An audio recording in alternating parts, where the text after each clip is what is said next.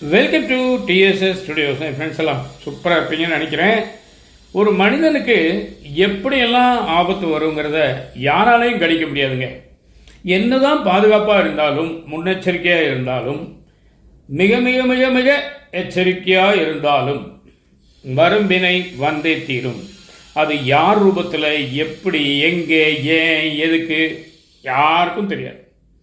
கடவுள் நம்பினீங்கன்னா கடவுள்னு நினச்சிக்கோங்க, இயற்கையை நம்பினீங்கன்னா இயற்கைன்னு நினச்சிக்கோங்க, கர்மாவை நம்பினீங்கன்னா கர்மான்னு நினச்சிக்கோங்க.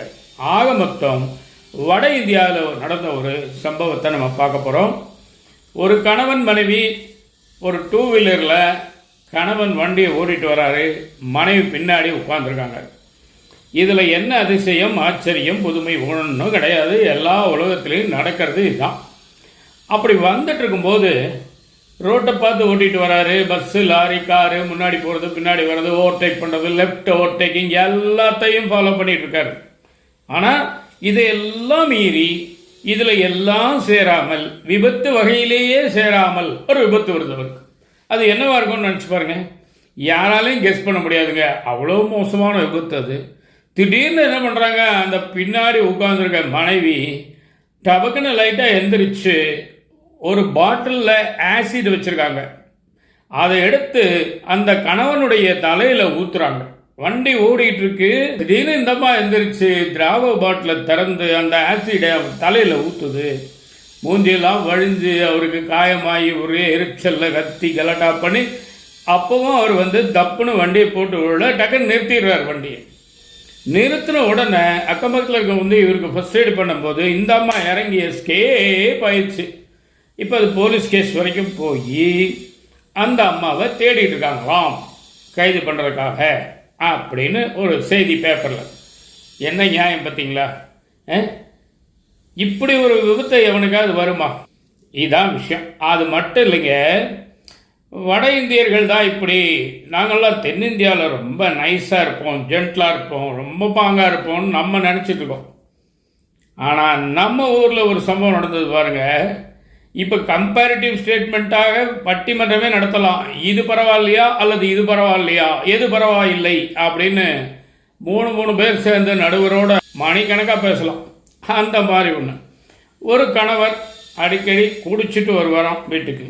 அதுக்கு என்ன பண்ண முடியும்? திருமண பக்கமெல்லாம் டாஸ்பாக், சரிங்களா?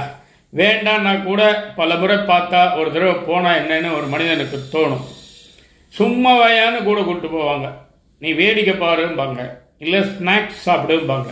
ஒரு ஃப்ரெண்ட்ஷிப்புக்காக போகிறவங்க அப்புறம் ஒரு சொட்டு குடிச்சு பாருங்க, ஒரு மூடி குடிச்சு பாருங்க, ஒரு பெக்கு குடிச்சு பாருங்கன்னு இப்படியே எடுத்துகிட்டு போய் அவனை அந்த டாஸ்மாகில் முக்கிடுவாங்க. எப்படியோ இந்த ஆள் பழகிட்டான். ஒரு நாள் என்ன பண்ணுறான், வீட்டில் உட்காந்து சாப்பிட்றதுக்கு முன்னாடி ஒரு பாட்டிலை வச்சு குடிச்சிட்டு இருக்காரு. இந்த மனைவி பல முறை சொல்லி பார்த்துருக்காங்க, கெஞ்சி பார்த்துருக்காங்க, என்னென்னமோ பண்ணி பார்த்துருக்காங்க. ஒன்றும் பிரயோஜனம் இல்லை. இப்படியா மௌன நீ பண்ணுற, இரவுனை என்ன பண்ணுற பார் அப்படின்னு நேராக அடுப்படிக்கு போகிறாங்க. எண்ணெய் கொதிச்சுட்டு இருக்க அடுப்பில் டபான்னு கொண்டாந்து ஊற்றிடுறாங்க மூஞ்சில். அந்த ஆளுக்கு மூஞ்சி முகரையெல்லாம் ஒரே ரணகலமாயிடுச்சு. ஆனால் இந்த அம்மா ஓடலை. இவங்களை இம்மீடியட்டாக கைது பண்ணிட்டாங்க போலீஸ். ஏன்னா இவங்க ஓடலை, ஏன்னு தெரில, இவங்க ஓடலை. இப்படி வடக்கும் சரி தெற்கும் சரி மனிதர்களால் நிரப்பப்பட்ட இந்த பூமி அந்த மனிதர்களுக்கே உண்டான அறிவோட அந்த சின்ன சின்ன புத்திகளோட இயங்கிக்கிட்டு இருக்கு. இந்த மாதிரி இருந்தால் ஒரு மனிதன் என்ன பண்ண முடியும்? ஆக ஆசிட் ஊற்றினவன் என்ன பண்ணான்னு தெரில. அது எதாக இருந்தாலும் அந்த மாதிரி வம்பில் நீங்கள் மாட்டிக்காதீங்க. இந்த எண்ணெய் ஊற்றினவன் என்ன பண்ணான்னு தெரியும் நமக்கு. அதையும் நீங்கள் இலைமறைக்காயாக வச்சுக்கோங்க. வீடுகளில் கொண்டு வராதிங்க. கூடுமான வரைக்கும் தவிர்த்து பாருங்கள். இல்லை முடியாது, டாக்டர் சொல்லியிருக்காரு, சடனாக நிறுத்தக்கூடாது. சரி, போதிய இடைவெளி விடுங்க. அந்த மாதிரி ஏதாவது ஒரு மீடியாவுக்கு வந்தீங்கன்னா நம்ம சேஃபாக இருக்கலாம், ஆபத்து இல்லாமல் இருக்கலாம். இதுதான் விஷயம் இன்னைக்கு, சரிங்களா? நிச்சயமாக இந்த விஷயம் உங்களுக்கு பிடிச்சிருக்கும்னு நினைக்கிறேன். உங்கள் கருத்துக்களை எதிர்பார்க்குறேன். மீண்டும் அடுத்த எபிசோடு சந்திப்போமா? அதுவரை உங்களிடம் இந்த விடைபெறுவது உங்கள் அன்பன் டி. சண்முக சுந்தரம், போத்தனூர், கோயம்புத்தூர். நன்றி, வணக்கம்.